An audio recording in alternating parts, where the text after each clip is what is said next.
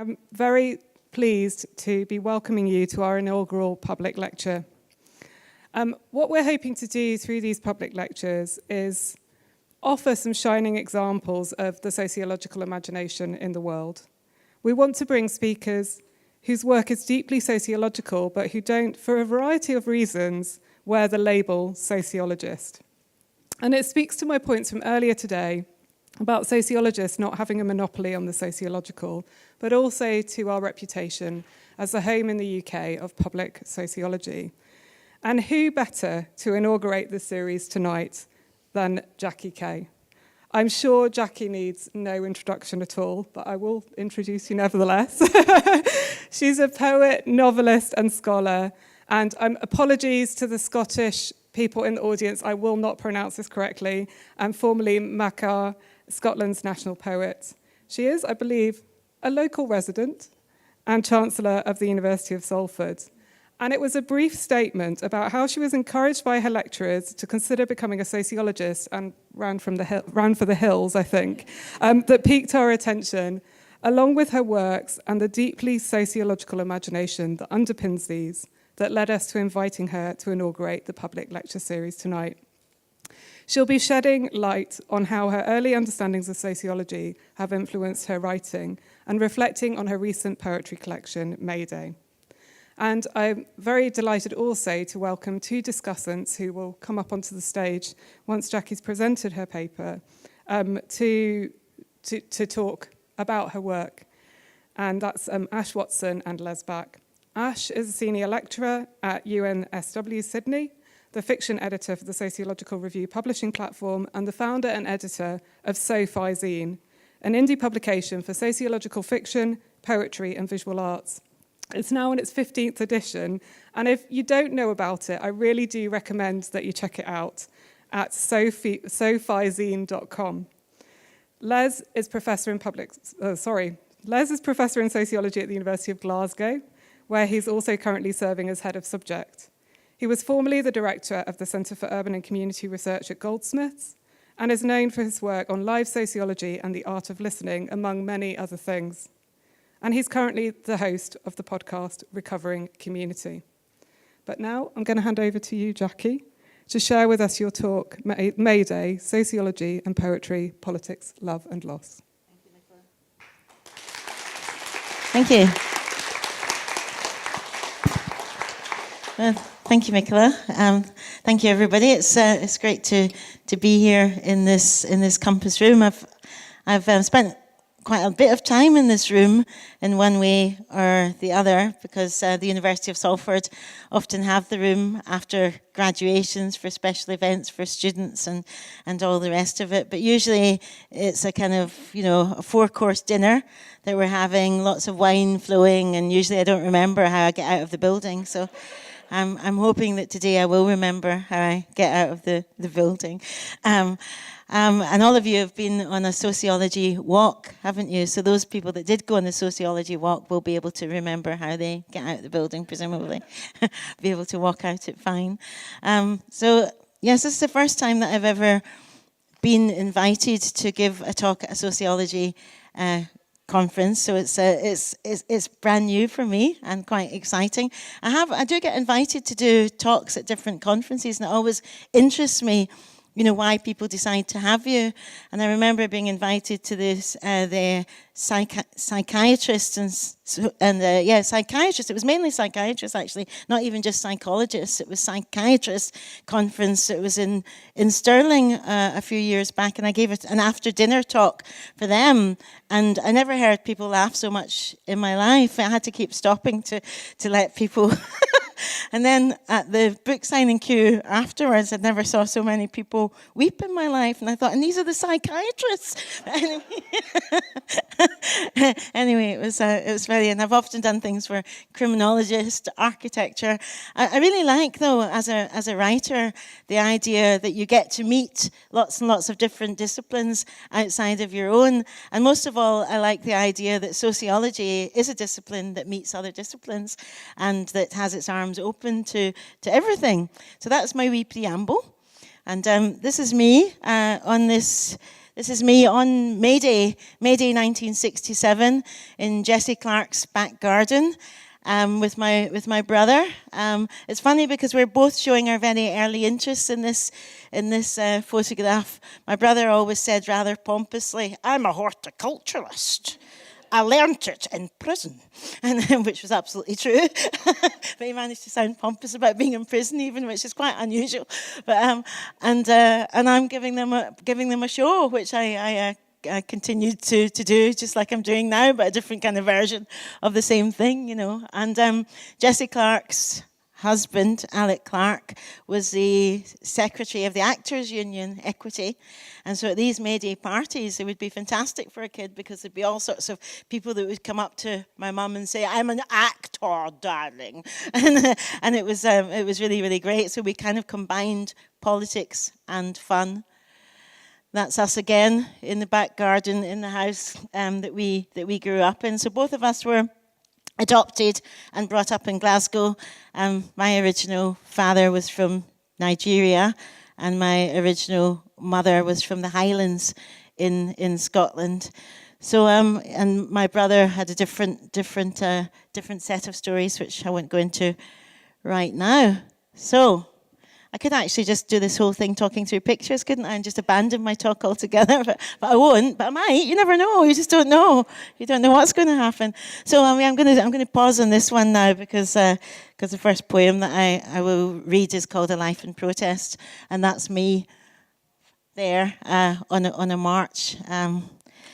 So here we go. This is May Day, Sociology and Poetry, Politics, Love and Loss.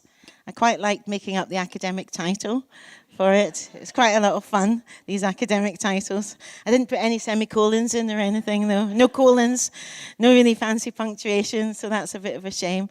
But never mind. I might actually brush the whole thing up with a few semicolons. You never know. I first met sociology as a 17-year-old student at Stirling University, the still young university in central Scotland, at that point most famous for being a hotbed of radicalism and for throwing tomatoes at the Queen.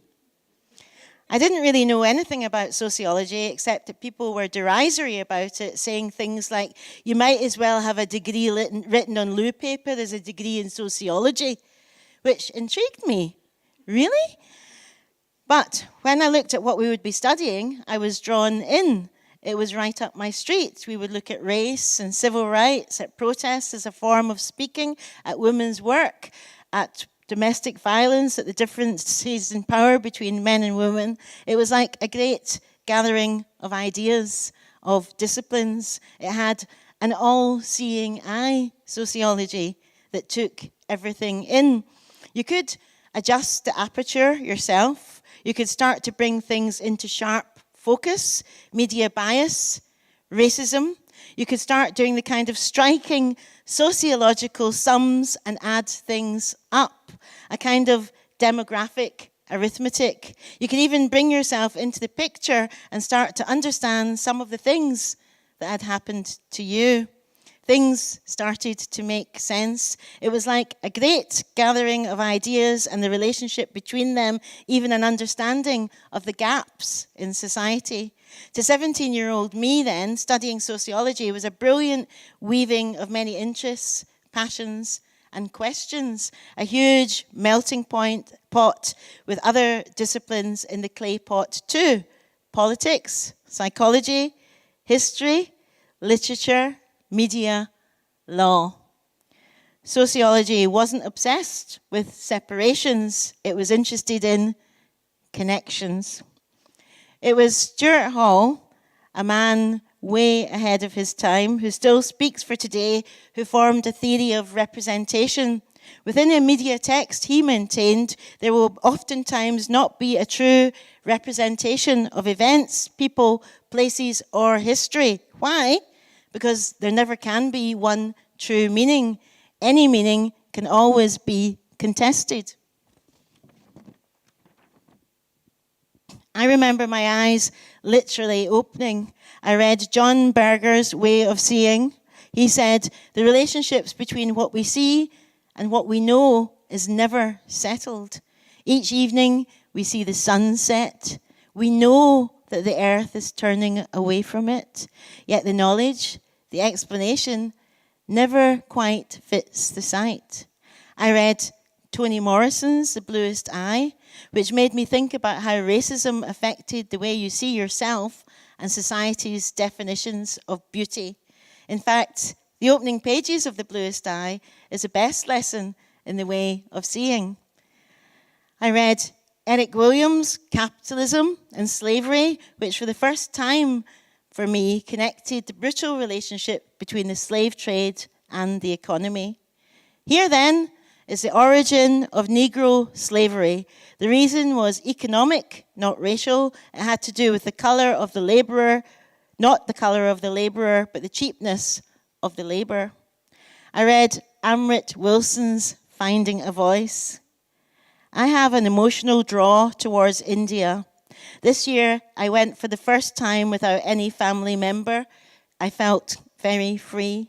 At the airport, suddenly you see the brown faces, and it was funny. Suddenly I felt warmed, really warmed by it all. Suddenly I felt I belonged, and then I realized how conditioned I was to feeling that I didn't belong to the people I was with. And all of a sudden, I could see that I did belong. To me, this is fundamental to what racism is. I read Michael Foucault's Madness and Civilization. Madness is a false punishment of a false solution, but by its own virtue, it brings to light the real problem, which can then be truly resolved.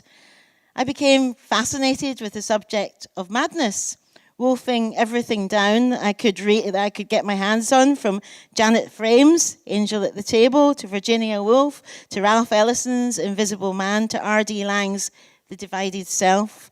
I started to think deeply about belonging and not belonging, reading Albert Camus' L'Étranger and Dee Brown's Wounded Knee. And I brought all of these books, my old copies of them, for anyone to come and have a wee browse at, because aren't old books familiar friends? And isn't it wonderful just to clap eyes on them and to think, there they are, these books changed my life.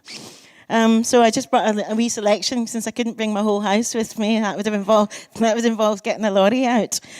I read Wellick and Warren's Theory of Literature, and all of these jaw-dropping, consciousness-raising books opened my eyes to the connections between literature and society, class and race, power and colonialism. All of them helped in the quest to find my own voice and discover what it was that I wanted to say.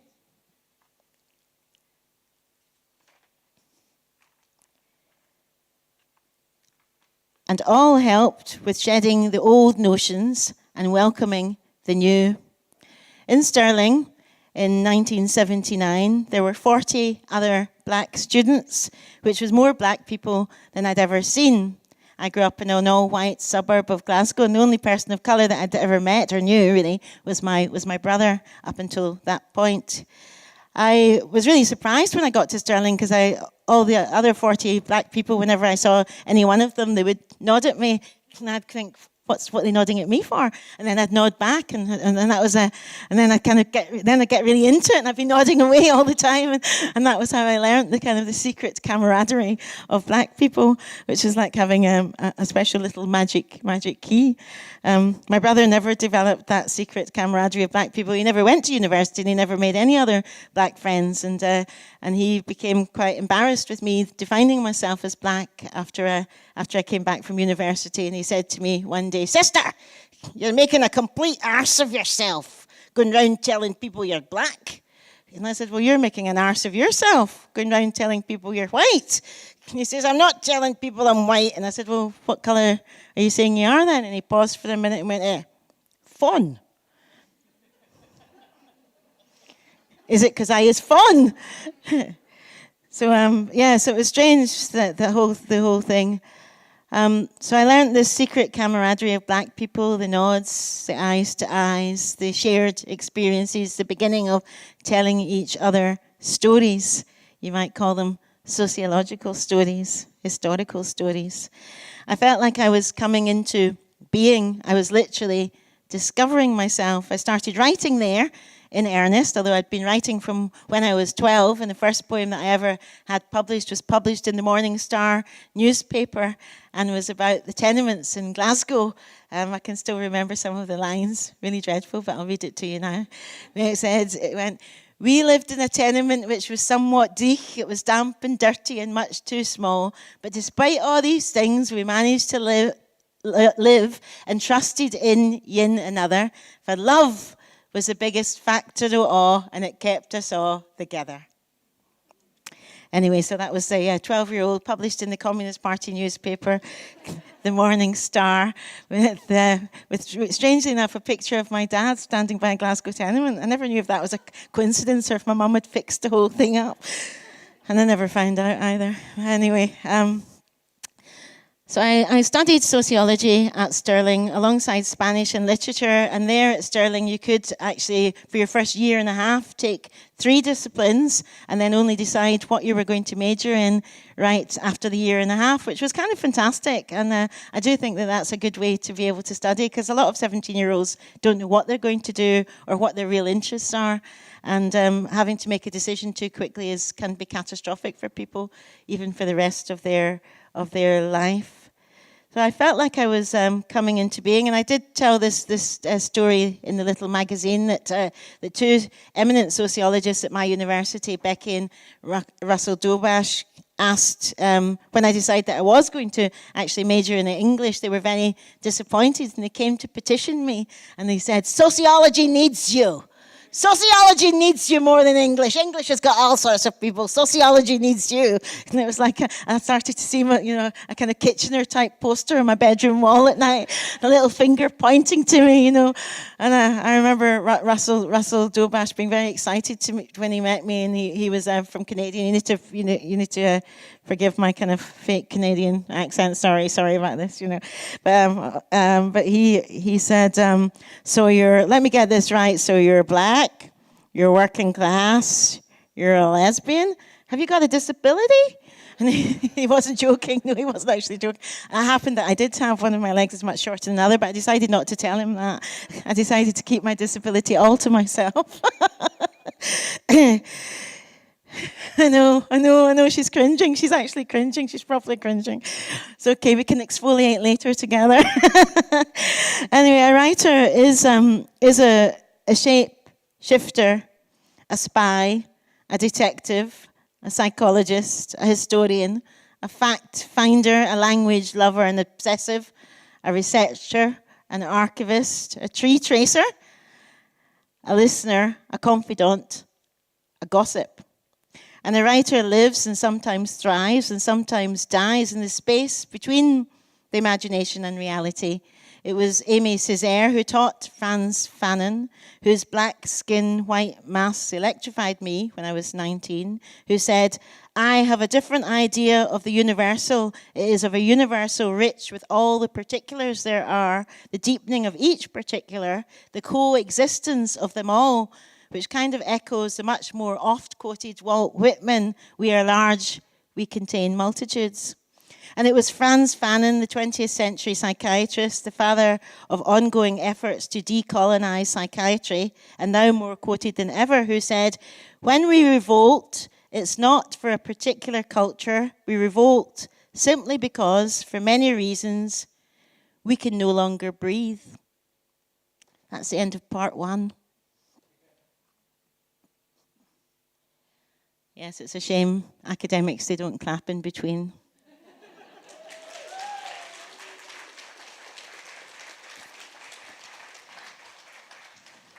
That was very cheap, wasn't it? Very cheap. Just remembered the main book I haven't actually got out my yellow bag.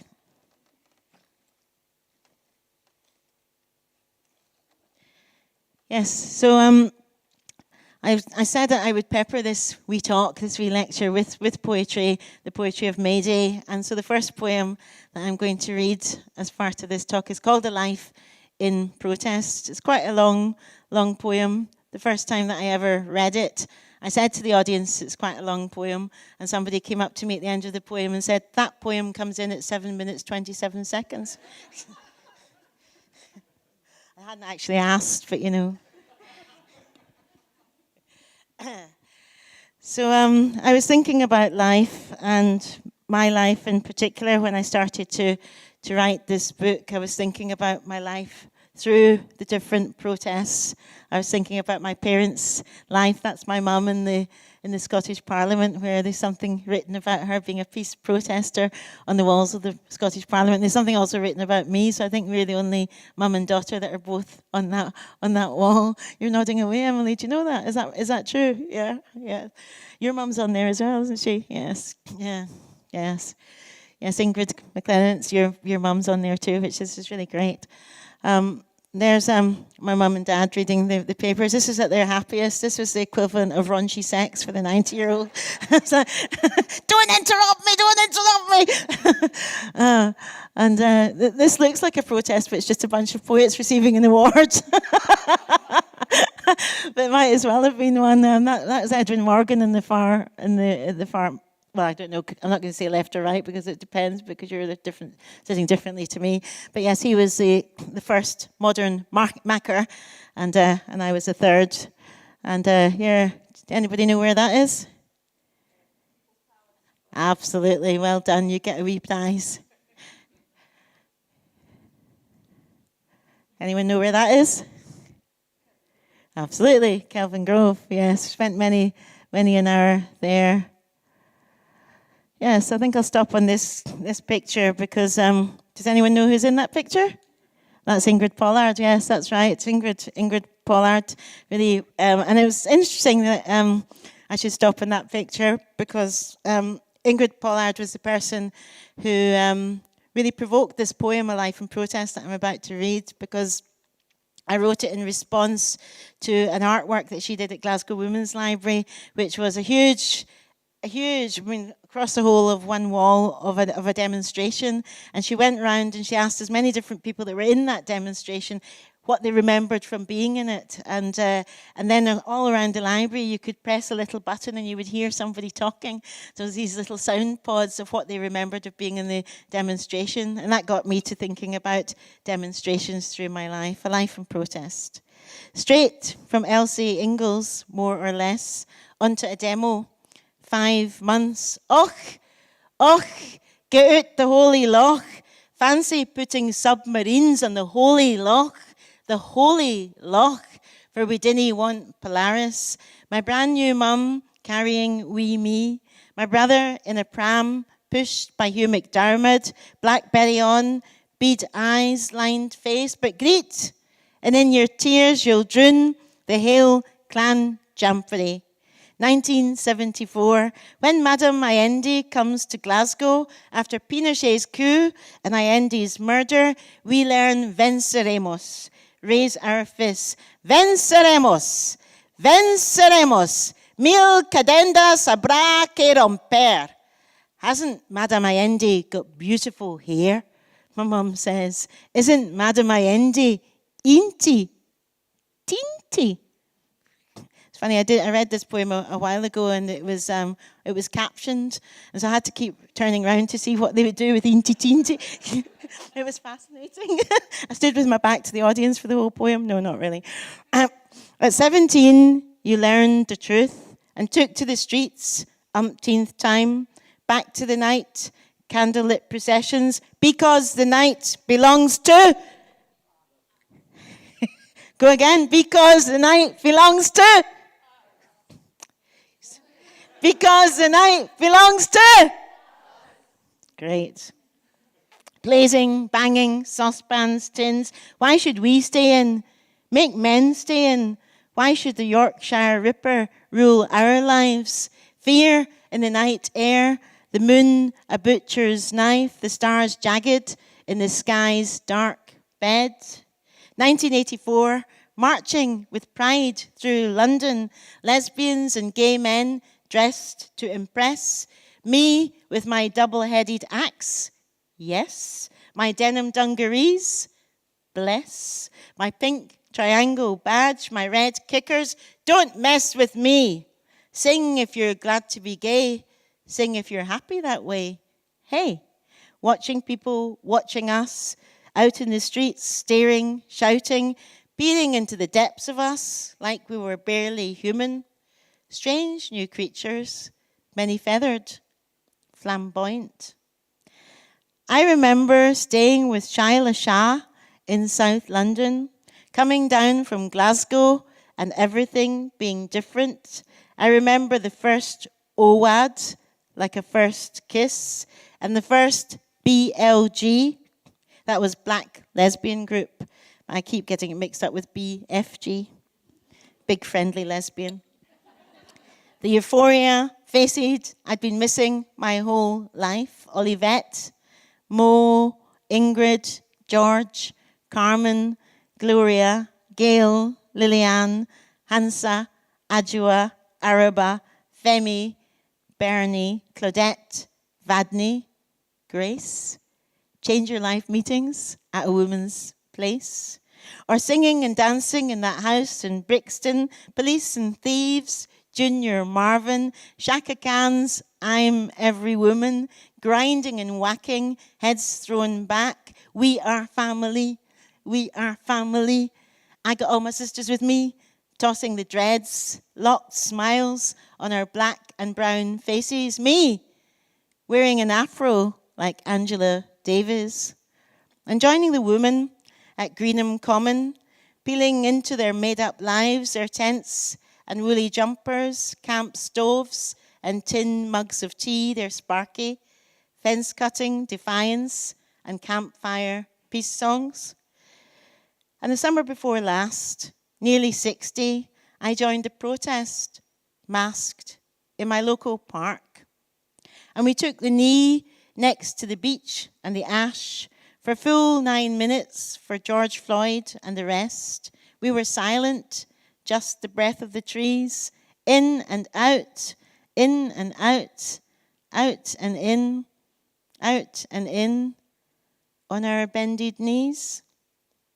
1990, I remember my mother, my father, marching to free Nelson Mandela, and Matthew, too, in his pushchair, raising his tiny fist, and everyone singing the specials, Free Nelson Mandela, I'm begging you, the black and white anti-apartheid banners, which some people pronounced apartheid and others pronounced apartheid. And much later in the lived life, my mother, my father, back at George Square, under the Green Party banner, Dad with his silver infirmary-issued stick, Mum with her William Morris groovy one, singing Give Peace a Chance at 78 and 73 in 2003. Not in my name banners, stop the war in Iraq. I'll not stop till I drop, my mother used to say, singing Paul Robeson's Joe Hill, or suddenly, randomly, on a clear May day, there is a balm in Gilead to make the wounded whole. There is a balm in Gilead to heal the sin-sick soul. Later still, housebound with Suzanne at her side, my mum relaxed in her lift-your-feet-up turquoise armchair, a revolutionary in red dressing gown, her I may be old, but I voted Remain badge on, a gift from Frankie in her wide-fit red slippers. Let me go away from the Mississippi, Suzanne sings. Mum joins in, sure thing, sure thing. A call and response, sister. A you tell it, sister, as next door's high fence blows down in the winds, as city seagulls swoop for stale scones, as winter rains flood the back garden, as the weeping willow weeps along across a lifetime. You and me, we sweat and strain, body all aching, sure thing. I'm tired of living, but scared of dying. But Old Man River, he just keeps rolling along, keeps rolling. He just keeps rolling, sure thing, sure thing, sure thing.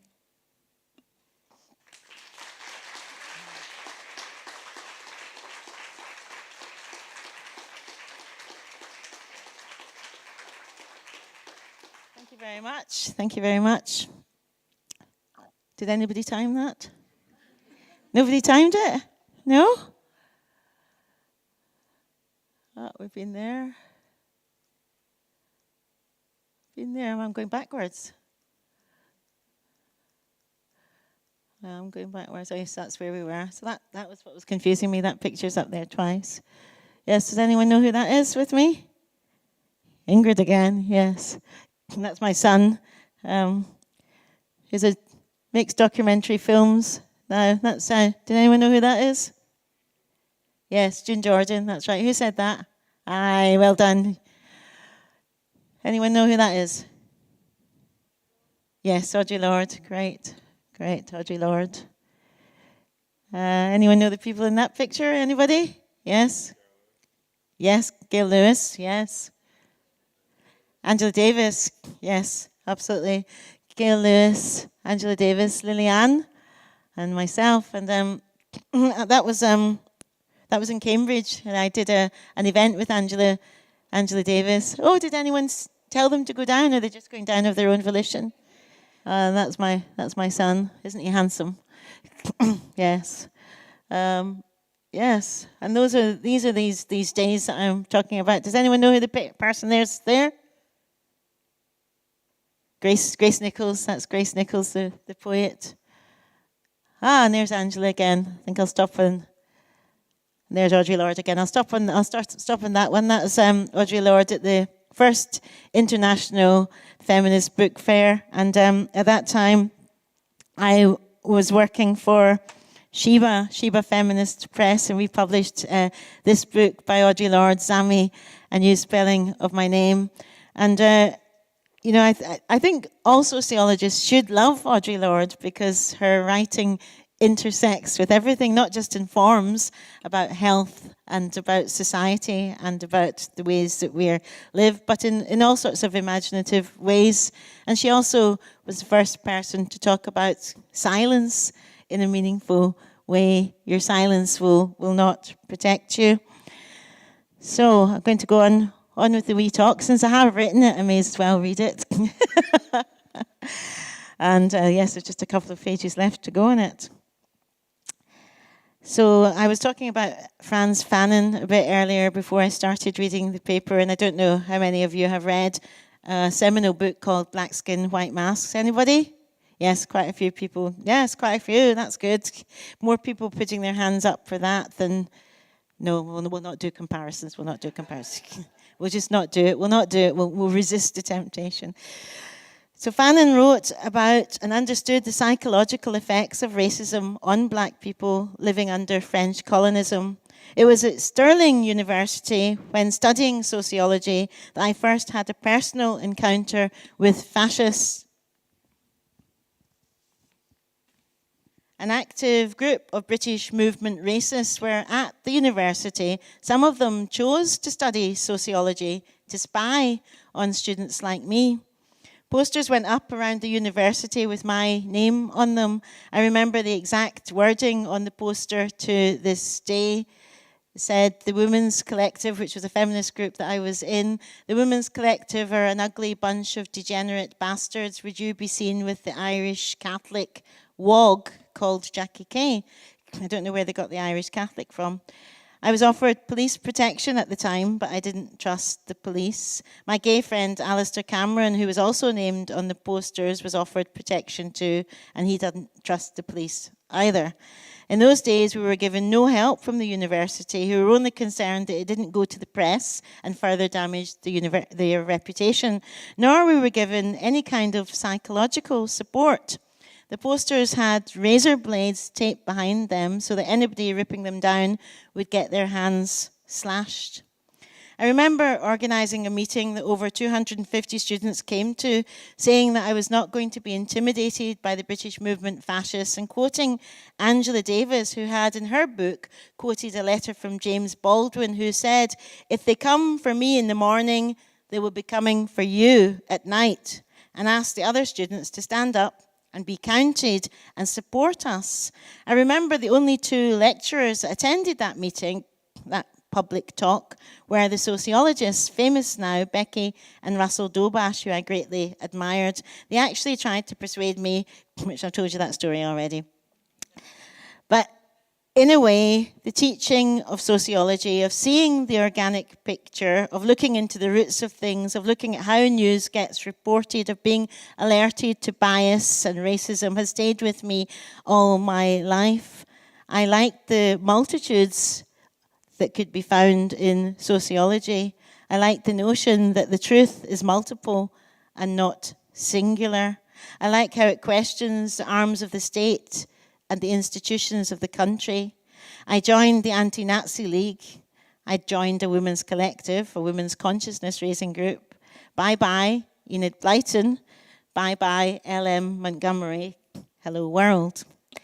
So I want to read you next this poem that I wrote, and I became obviously being the subject of these fascist posters, and actually a bit later on in London I was beaten up by some fascists at the Angel tube station with 3 of my friends who actually smashed bottles on the ground and then raised them to our face. And there was some businessmen on the platform that night. If you know the Angel, these trains on either side, and there's some businessmen on the platform, and I said to them, "Aren't you going to help us?" And they turned around and said, "No, we support them." And it was the most shocking thing, and it still remains one of the most shocking things that I've ever heard anybody say. No, we support them, and but it's always really made me think a lot. And living through these times that we've just lived through just recently, that when I was in my early 20s, I genuinely thought that racism was a battle that we could fight and that we could win. And it's been very harrowing for so many of us, actually, to live through these times and to see so much racism kind of rise its kind of vile head.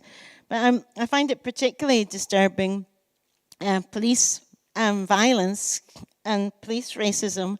And so this next poem that I'm going to read was provoked, I should say, rather than inspired, was provoked by the death of a young Frenchman, Nahel M. And so this poem is called The Pablo Picasso Estate.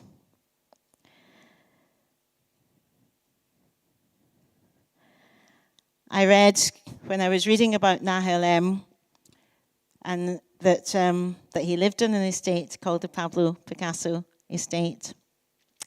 And yes, so I'll just go ahead and I'll read it. When Pablo Picasso invented Cubism, Nahel M could not have entered his mind. Nahel M, who lived on the housing estate named for the artist, cloud towers to the sky, conceived as camouflage, porthole windows, nor might he have got his head around the surreal assortment of policemen and women who shoot stationary, shocked black men and sleeping black women at home in their own beds, or that so many faces, mainly North African, would be illogically juxtaposed for random effect, that a gendarme would utter the words, "You are going to get a bullet in the head," and a 17-year-old boy's car keeps driving after he is dead. Not the lethal force or the bizarre assemblage of ordinary objects, burning wheelie bins, cars, cones, would have gone down as a lexicographer's idea of surrealism. These men and women who haunt our tiny screens are caught for seconds, 9 minutes 29, by mobile, going viral in modern times, a tech feat that disproves the lie, a rectangular representation of reality. Should we memorize the victims' names or march for a day, a week, 8 minutes 46? Should we say, "I can't breathe" 11 times? Or walk 32 steps of fractal geometry? Should we drive round the ring roads of our lives in synchronized sympathy? past the laybys of pepper spray, bullet, taser, flick, flash, quick, past the angular landscapes, the concentric roadside checks, the 10 shots through the window. How to shatter this mosaic of sorrow. I imagine the surrealists rising from their graves, Dali, Delaunay, Amy, Césaire, Frida, Man Ray, Senghor, Magritte, their faces fused in fury and in grief, to rest, restless flowers at the graves, to blossom in all tongues. No more Nahil M, no mass. This is not happening. Cela n'arrive pas, no mass, no ash to ash, no dust to dust. Let Dali paint the woman with roses on her head. Let Picasso and Césaire create the lost body. Let's arrest black deaths at the hands of the police.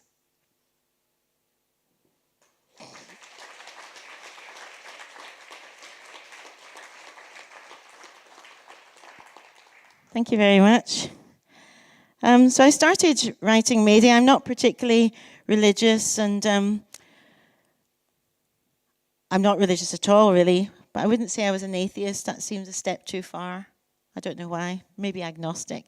But anyway, but when my mum and dad both died fairly closely together, I kind of envied people that do have religion, do have a faith, and do have rituals and things that they can do. And I imagine a lot of people feel similar. So I started writing Mayday, thinking about the various different comrades that had made a difference in their life, the various people that they had marched with, the various causes that had been important to them, from CND to the anti-apartheid movement, and the various different contributions that they'd made as people throughout their lives, and the people that had become part of our household, or household names, from Angela Davis to Nelson Mandela to Paul Robeson.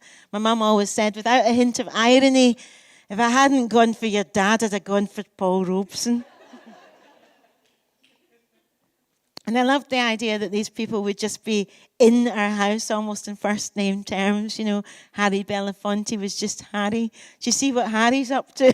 And they all became part of quite an extraordinary and interesting extended family. And we had lots of people in our lives that were huge figures too, like Mick McGahey, the miners leader, who is Uncle Mick, or Jimmy Reid of the Upper Clyde shipbuilders, who is Uncle Jimmy, or Jimmy Earley, who is Uncle Jimmy as well.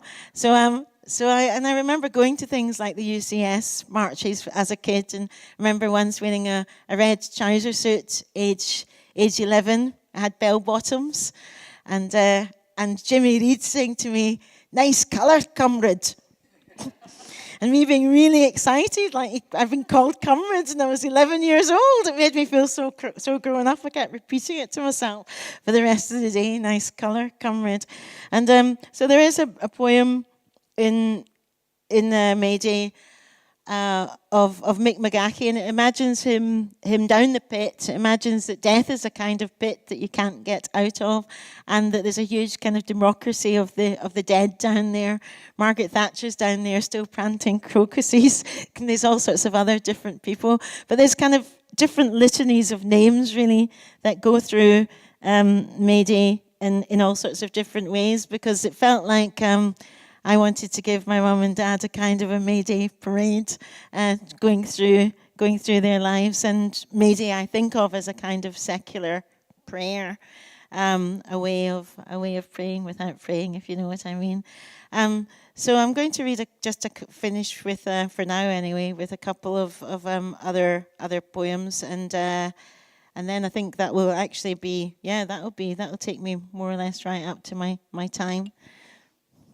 I was given 45 minutes, started a little bit late, so I think we're doing okay. We're doing okay, yeah?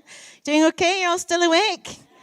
It's actually the snooze time of the day, so, if somebody had fallen asleep, I wouldn't have minded. Or even if they started to snore, they started to snore, that would have been quite something. A friend of mine had only 3 people in the audience recently, and one started to snore very, very loudly, so she had to come down off the stage and give them a wee shake, and they woke up doing that noise that people do when they make a and everybody was laughing. All the other two, no. Yes. So, yes, it's a strange time.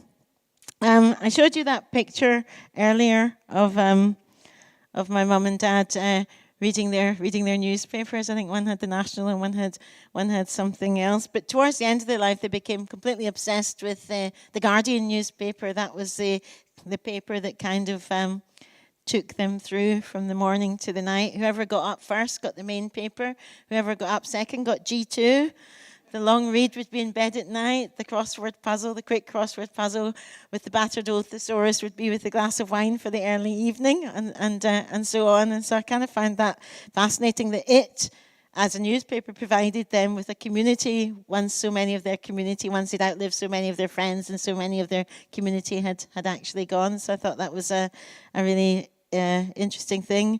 And I remember I told my mum that I'd put a Guardian in my dad's coffin along with his battered old thesaurus to allow him to cheat at the crossword puzzle into eternity. And a few days later, my mum said to me, "Jackie, did you say you'd put the Guardian in your dad's coffin?" And I said, "Yes." She went, "I hadn't read it yet." And that also made me think when she said that one of the things that we need most, I think, when we go through any kind of difficult times is to still have the ability to laugh and to have a sense of humour. But one of the very difficult days is Mother's Days, Father's Days, birthdays, Christmases, anniversaries.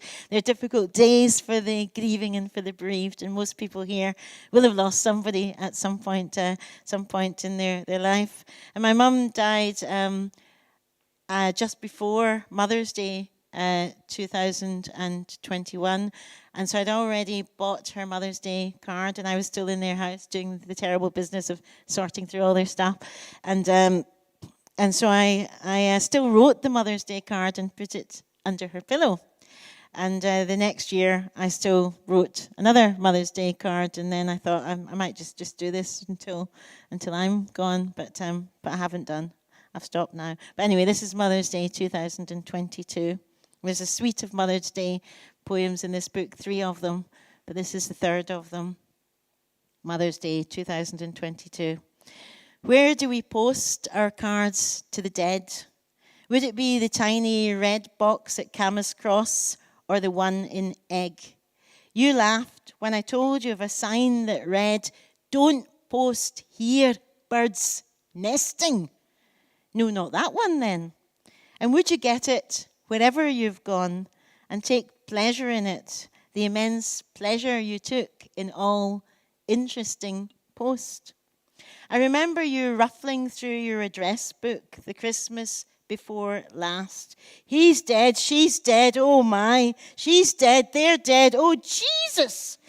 And now, though I can barely believe it, you are. But your last sentence but one was, "Jackie, I can see everything so clearly now," donning your new polka dot frames, maroon and cream. And so I trust, dear Mum, you'll see this and relish this love that goes on and on and on.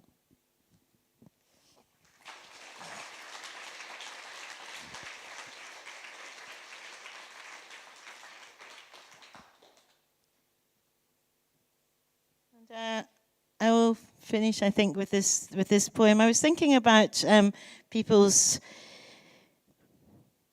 houses, really, and what a lot of stuff in people's houses. All the things that you collect, all your interests over all of your life. And when somebody dies that's close to you, you actually think about what a life adds up to. I wrote a poem for Emily's mum about her amazing archives at her house at the Glasgow Women's Library. And I'm about to go tomorrow, although this news is embargoed until tomorrow at 10 a.m.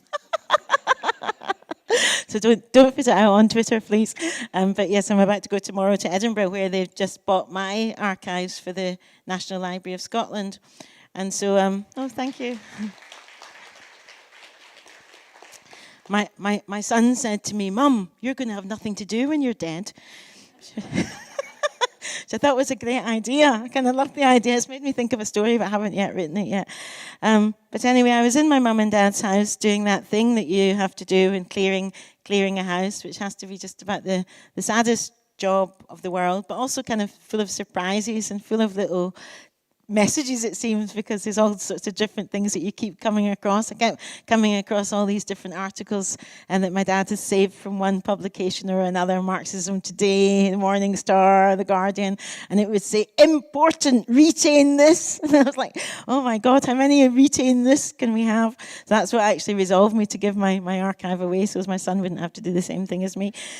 But anyway, so this poem, but what I was left with actually most of all, me and my partner Denise, who's here, what we were both left with most of all was the amount of song that was in that house, because my mum and my dad communicated to each other through song really all the time, and they had a song for every single thing. You know, in my book Red Dust Road, there's a bit about us being on family holidays, and where we'd play this game that you would say a word, any word, and my dad would immediately have to think of a song with that word in it. So one time I thought I'll catch him out, and I said, oil can.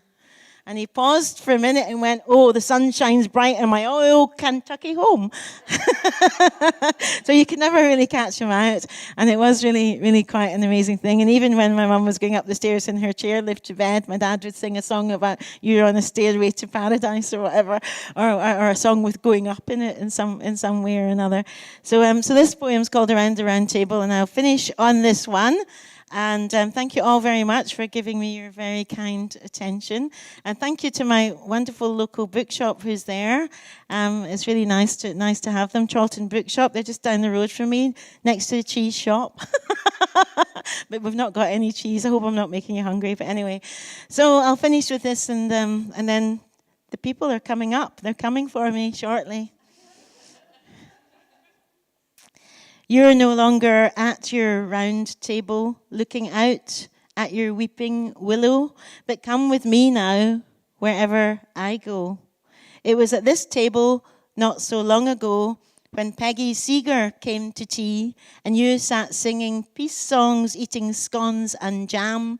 Your lives played back to you through song, all that belief we shall overcome.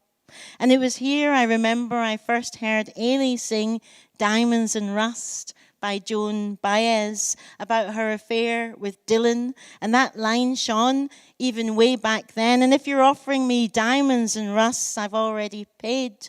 Though none of us knew what it meant, we sensed a heartache coming down the line like a train heading for the Midwest, under rest, under rest, under rest. And it was here we had our last round of toast before climbing the 13 stairs to bed. And Mum sang, good night, Irene. Good night, Irene. I'll see you in my dreams. And Dad sang, Coorie-doon. And your beds are now empty, but your house is full of song. And here Dad sang to Adjua in his fake American accent, I was born in old Wyoming. And Adjua threw back her head and laughed when he got to the line, laugh and laugh, laugh and laugh, and something about a better half. And it was around this table you read the papers and shook your heads at the news and sighed, what a world. What a world. So now I turn to tell you things that have happened, what's going on. As Marvin would have put it, or start singing suddenly, love really hurts without you, as Billy Ocean would have it, wanting it back when the house was full and the table legs shook with songs. When the moon rises over Brackenbrae, I sit at the empty table, looking out into the night, and hear Dad singing Ella, say it's only a paper moon. And sat here at the table, your empty places fill and fill, even as tears spill. And I know the difference between make-believe and real. Thank you very much.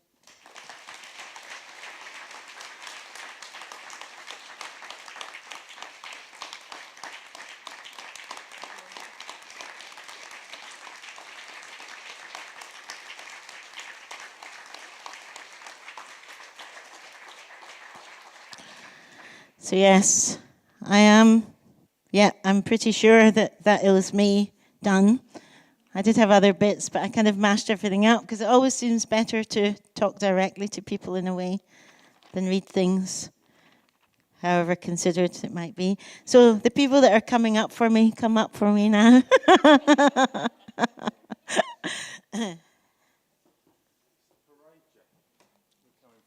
Hi, Ash. Hi. Where do you want me to sit? I'll sit here. Yeah. Shall I?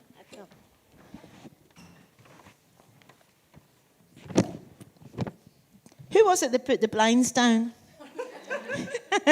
Who let the dogs out? Eh? No, I'm just curious. I'm really fascinated. Oh, I see. Okay, great. No, I'm glad that they're down, but I'm glad they're down. It created quite a soporific atmosphere, though. Lucky everybody didn't fall asleep. Yeah. Sorry. No, thank you so much, Jackie, for that amazing talk, and for reading so many of your poems. It's amazing to hear them read aloud. I mean, they jump off the page in the book anyway, but it's always so lovely to hear them read. Everybody should absolutely leave with a copy of this book. It is a phenomenal piece of work. It really is. Daughter's Neighbours floored me. I had to put the book down after I read it. It's one of the shortest poems in there, but there's so much in there. It's a beautiful piece. It's nice on that. I need to tell Elaine, my mum and dad's neighbour. Daughter's Neighbours is really about this.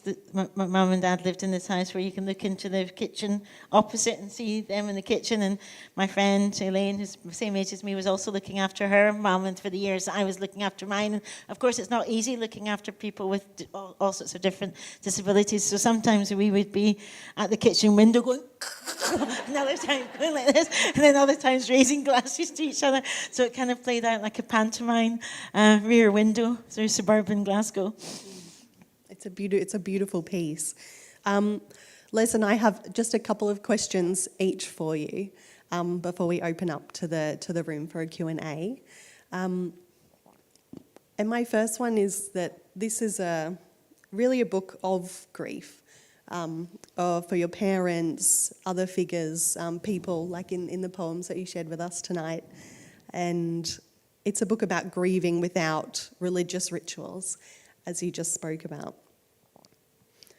And we get this sense in the Book of Grief as protest, but there's also this really deep engagement with tradition in many of the poems, with traditions of poetry, with traditions of politics, with intellectual traditions.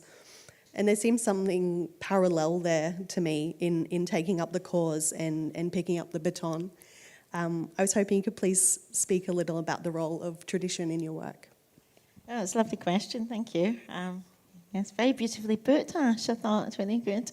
But yeah, I think it's important when you don't have rituals to have traditions. I think that different traditions definitely form part of my life. And so in the kind of calendar in my communist household where I grew up, there were lots and lots of different traditions, beginning really, I suppose, at the New Year with Auld Lang Syne, and with the idea that friendship, that you should also honour the friends that weren't there, the friends that were missing. Should auld acquaintance be forgot and never brought to mind? Should auld acquaintance be forgot?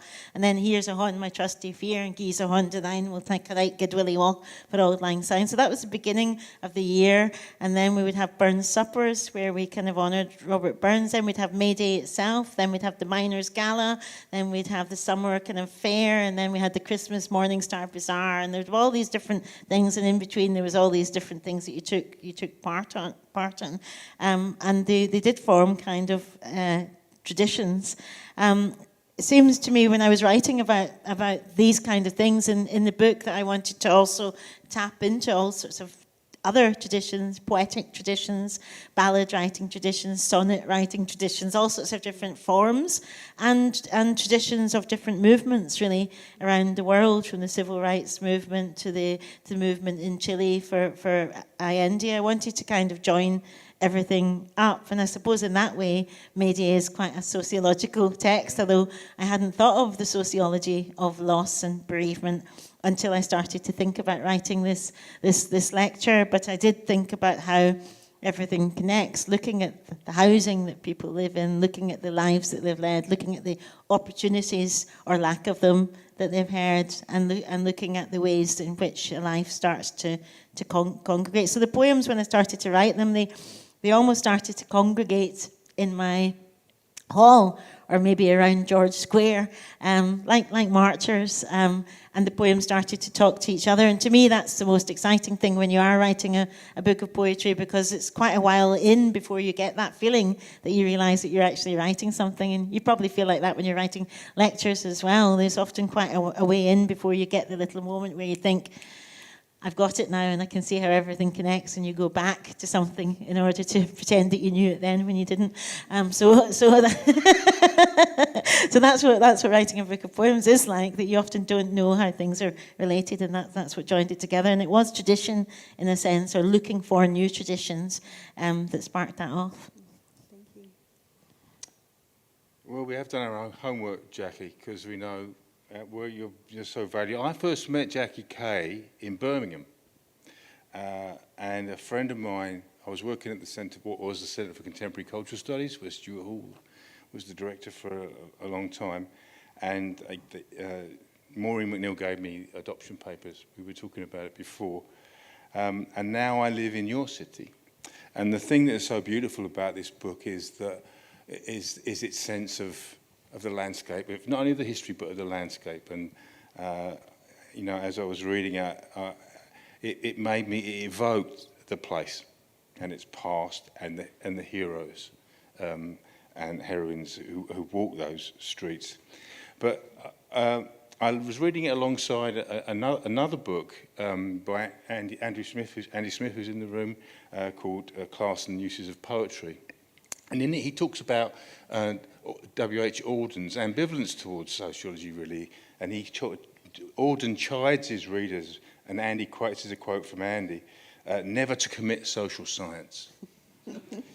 But in another place, Auden talks about the primary function of poetry, as all the arts, is to make us more aware of ourselves and the world around us. And you know, listening to you read, I wanted to really ask you about writing, because you know, you said how long was May Day? Well, we lost count of time because time slows down when you read it. That's what it seems like to me. But I wondered, my question is, what you think writing poetry what we might learn in our craft of doing sociology, that you already know something of that from studying it. And that primary function, what about telling about society and ourselves? Is there something that in your craft of writing poetry that you think might be applicable, or a lesson that might be for us to learn?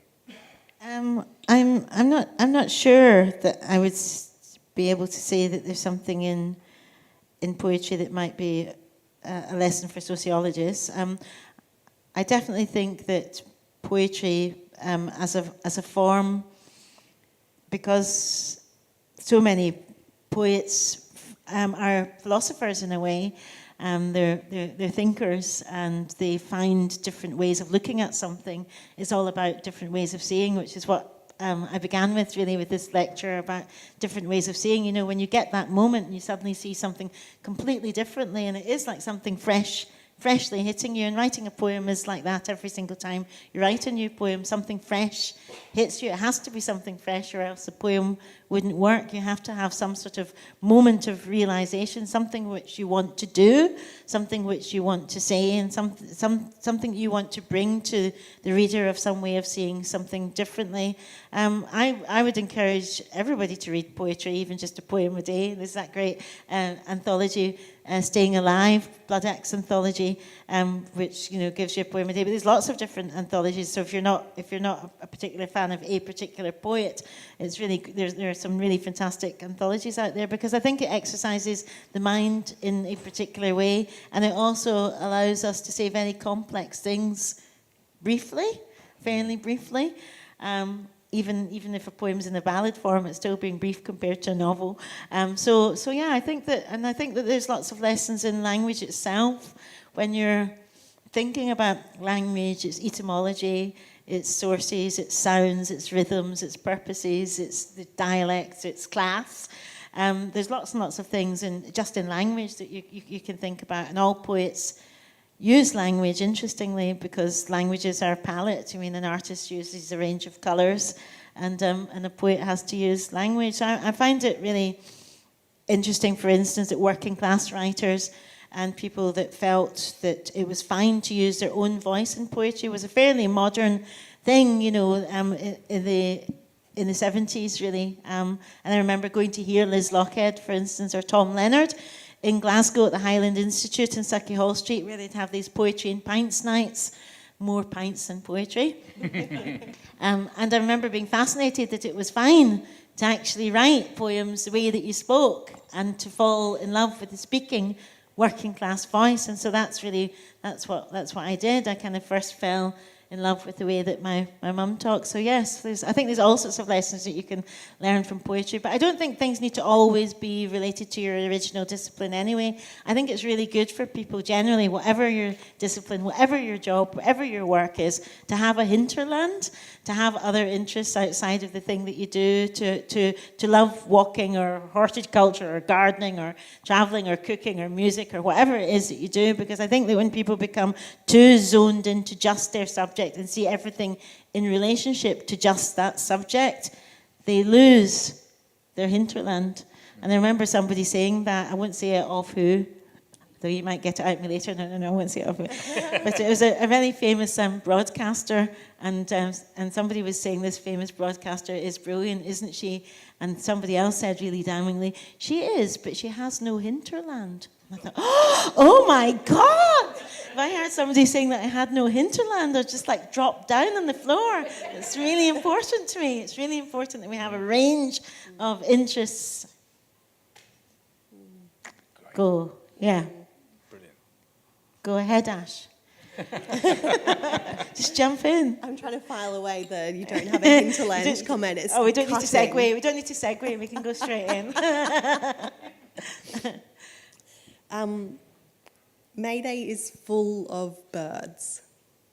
Birds make these beautiful appearances in the book, and they speak to something that's both kind of fleeting and lasting at the same time.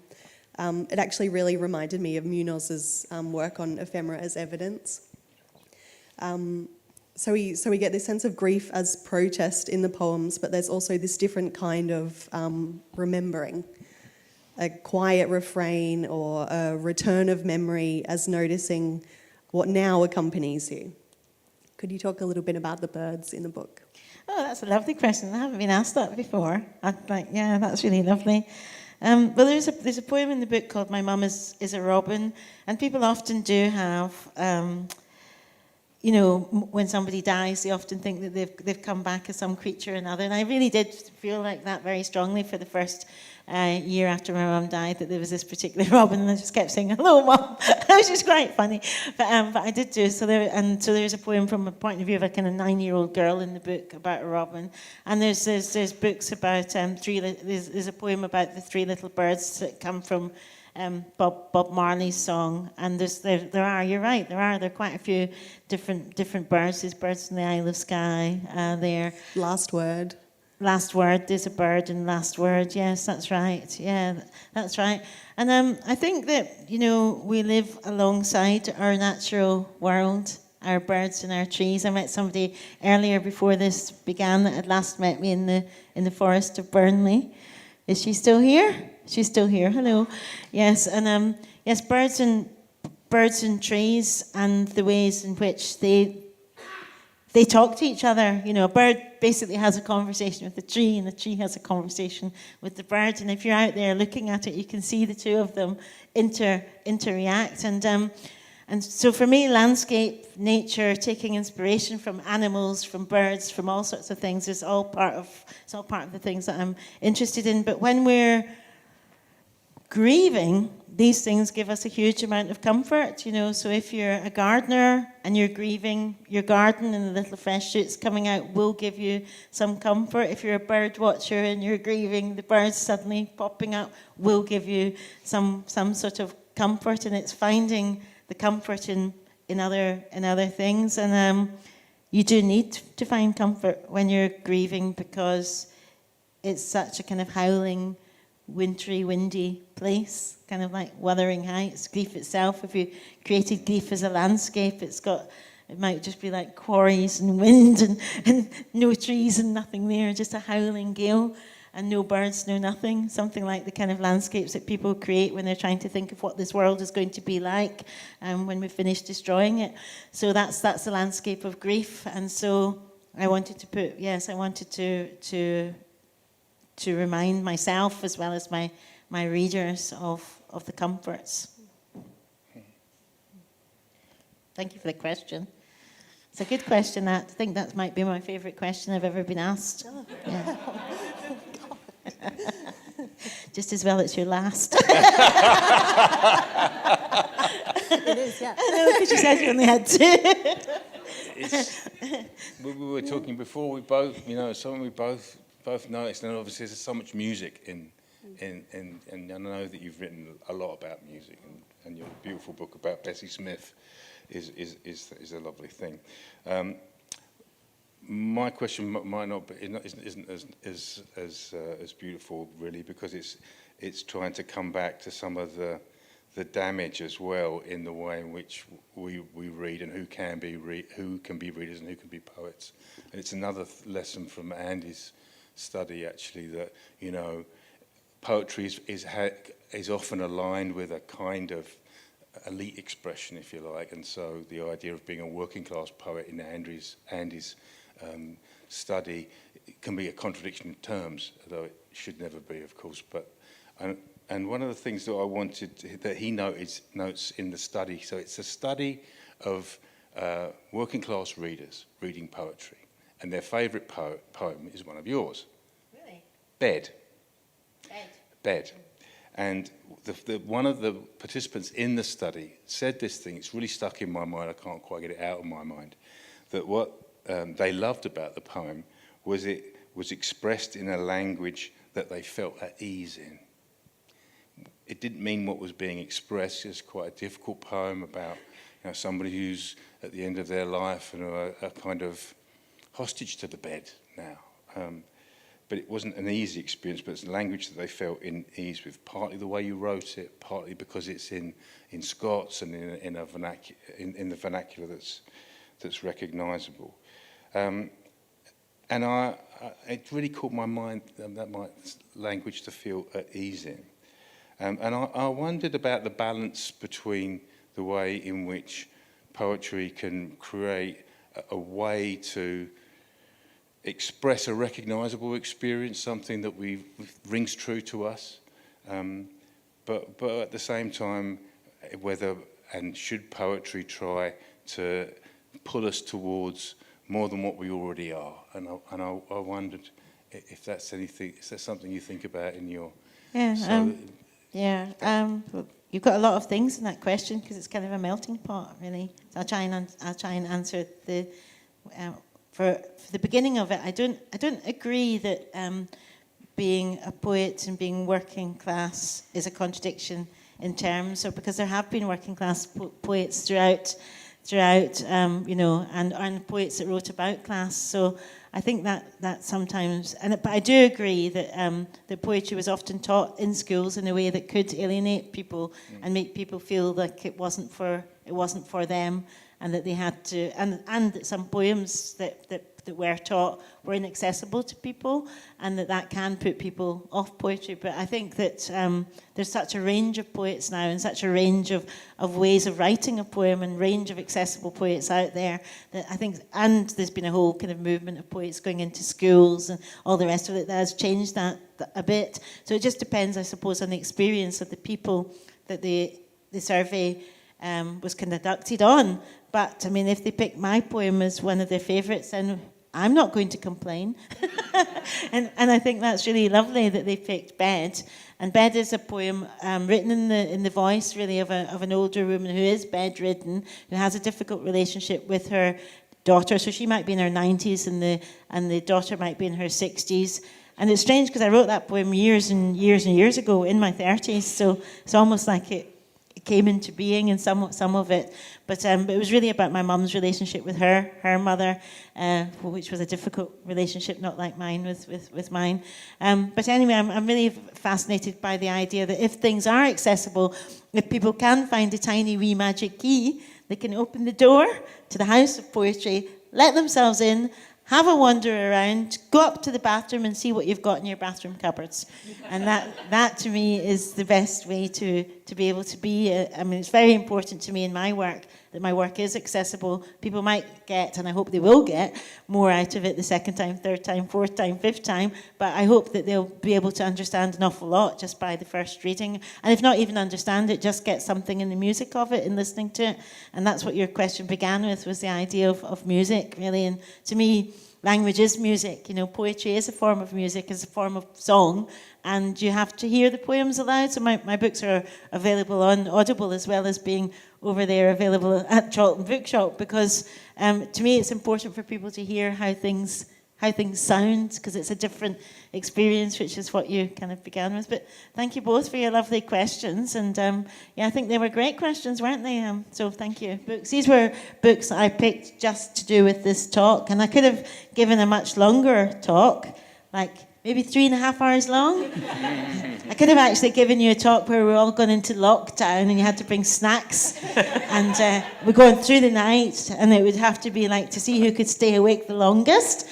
There would be dips, snacks, and I'd just like still be reading bits from, you know, Home Girls or Sturdy Black Bridges. You know, I actually thought I could really give quite a long talk on the ways in which books themselves grow you up. Books form part of your own identity. Books and the reading of books and the access to different books allow you to become yourself. And so I started to think about that a lot when I was writing this particular talk. So that's why I decided to bring some of them along with me. I'm just going to take you through some of the... So this person that I'm sat next to there is Norman McCaig, the poet that's in the poem that you just mentioned, Ash, last word, because my dad's very last words to Denise and I when we went to see him in hospital was a quote from a Norman McCaig poem. So when you're asking about working class, my dad was very working class, very proud of it, and he said to me, the last thing he said to me was, what was that Norman McCaig poem? Who owns this landscape, and does it have anything to do with love? And I thought it was really extraordinary that my dad's last thing that he said, apart from goodbye, my sweethearts, was quoting a poem, and that poems were such a part of the fabric of our lives. That's Sorley MacLean, the great Gaelic poet, next to him, and Edwin Morgan. And I was with them there in Wales. So the country that thought to put us 4 Scottish poets together was Wales. Not Scotland, not England, not Ireland, but Wales. So yes, I'm only in my 20s there, my early 20s. So that was quite something. I'm not going to take you through all this. You're not going to be kept captive for 3 hours. But this was the age that I told you about when I was attacked by the fascists. That was exactly then. And this friend of mine, Mo Ross, she came, 4 of my black friends came up from London when they heard of this, and they just came up and supported me. And it was amazing just to have them, these feminists, in Stirling and around and about. And so that was my house in 14 Abercrombie Place, where I lived with a guy who still lives in that house and still rents. Can you imagine? He could have bought it several times over. Anyway. And that's the Socialist Sunday School Choir. You mentioned that. There's me singing. And these 2 girls, Linda and Leslie McFall, towards the end. And that's their dad. Their dad's the guitar player. But we learned, and that girl there with the glasses on, that was Margaret Morton. She taught me to smoke. She taught me to inhale. And she said that I looked like an idiot unless I inhaled, so I've never got over it, really. Anyway, that's me with my writer and baby me there, my typewriter and baby me on the desk. And that's still Mayday. So, and there's Peggy Seeger, so that just shows you that I wasn't lying when she went to sing with my mum and dad. And I just saw her yesterday, or the day before yesterday, in London, when I introduced this women's songbook event that was at the Barbican, and there Peggy was, age 90, singing. which was just the most amazing thing. So anyway, I thank you for having me. Thank you all very much for coming. Thank you for your incredible patience. Thank you for your incredible attention. And yes, I'll answer any wee questions that you have. I'll be sitting over there signing books, but you're welcome to come and have a wee rummage through my things. Thank you very much.